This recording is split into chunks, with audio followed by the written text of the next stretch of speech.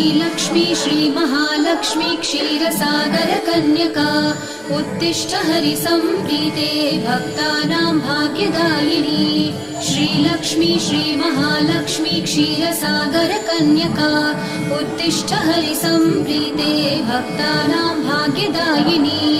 उत्तिष्ठोत्तिष्ठ श्रीलक्ष्मी विष्णुवक्षस्थलालये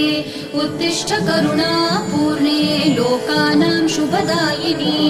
उत्तिष्ठोत्तिष्ठ श्रीलक्ष्मी विष्णुवक्षस्थलालये उत्तिष्ठ करुणापूर्णे लोकानां शुभदायिनी श्रीपद्ममध्यवसिते वरपद्मनेत्रे श्रीपद्महस्तचिरपूजितपद्मपादे श्रीपद्मजातजननी शुभपद्मवक्त्रे श्रीलक्ष्मी भक्तवरदे तव सुप्रभातम्।